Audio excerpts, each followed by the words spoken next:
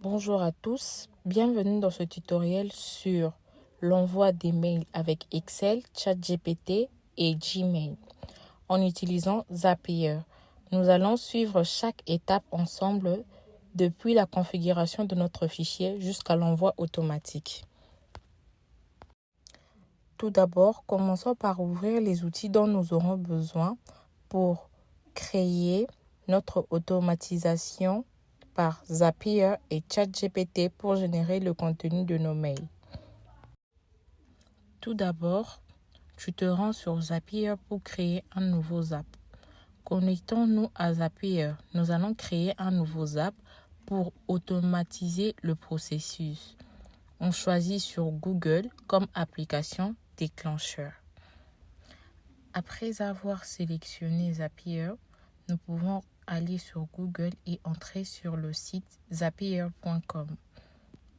Et après avoir été dans le compte, on nous demande de s'inscrire avec Google. Cela signifie qu'il faut mettre son compte Gmail. Après avoir configuré le compte Gmail, nous pouvons entrer et naviguer sur l'application Zapier. Maintenant que nous sommes sur Zapier, nous pouvons cliquer sur déclenchement. Après avoir déclenché, nous allons aller sur Google. Quand on est sur Google, là, vous pouvez voir que nous sommes en train de lire les clauses. Après avoir lu les clauses, nous pouvons continuer. Et maintenant, on nous demande de sélectionner la page. Après avoir sélectionné la page, vous pouvez cliquer et lire tout ce qui est demandé. Après ça, nous allons rentrer et nous allons aller sur le navigateur ChatGPT. Et là, après avoir été sur ChatGPT, vous allez lire les clauses encore qui sont demandées et puis cliquer. Ensuite de cela, vous pourrez changer votre méthode. Soit de vouloir vous connecter avec votre même compte que vous avez mis au tout début, soit un autre compte. Et ensuite, on demande à ChatGPT de générer un message en fonction du nom et du sujet. Ensuite de cela, nous allons faire un test pour vérifier que ChatGPT répond bien. Et voici les messages générés automatiques et tout semble fonctionner parfaitement dans Zapier. Et ensuite de cela, nous revenons sur le fichier Zapier et à l'intérieur, vous pouvez voir qu'on a copié le message qui a été affiché. Et après avoir copié le message, nous sélectionnons. Après avoir sélectionné, nous allons maintenant vers un nom. Vous mettez le nom du document. Après avoir mis le nom du document, vous cherchez un deuxième nom, vous mettez.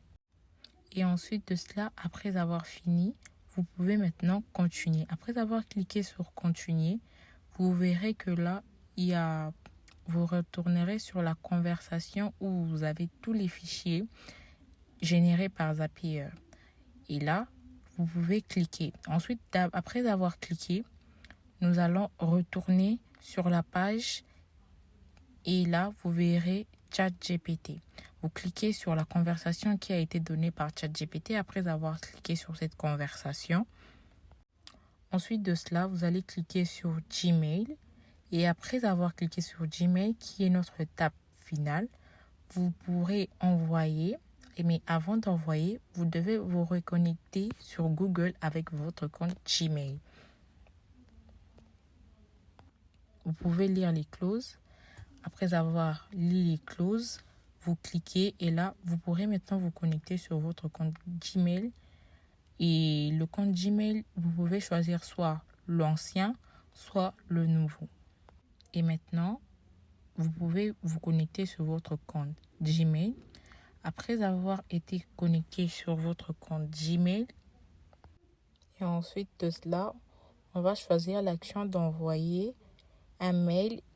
Et il y a les remplissages, il y a le destinataire, le sujet, le corps du message. Et dans le paramètre Gmail, on utilise la feuille Google comme destinataire et on insère les textes générés par ChatGPT. Vous pouvez personnaliser l'objet de votre mail. Et maintenant, on rentre sur la page de Zapier pour tester l'envoi du mail et voir si le mail a été bien envoyé automatiquement avec les messages générés. Et là, nous pouvons voir que le mail a été bien envoyé avec les messages générés qui fonctionnent correctement. En résumé, on récupère des données depuis Google, on génère un message avec l'intelligence artificielle ChatGPT, puis on envoie automatiquement avec Gmail. Une solution simple et efficace pour gagner du temps. Voici la fin de notre tutoriel. Merci d'avoir suivi ce tutoriel et si cette automatisation vous a été utile, n'hésitez pas à nous laisser un commentaire. Merci beaucoup.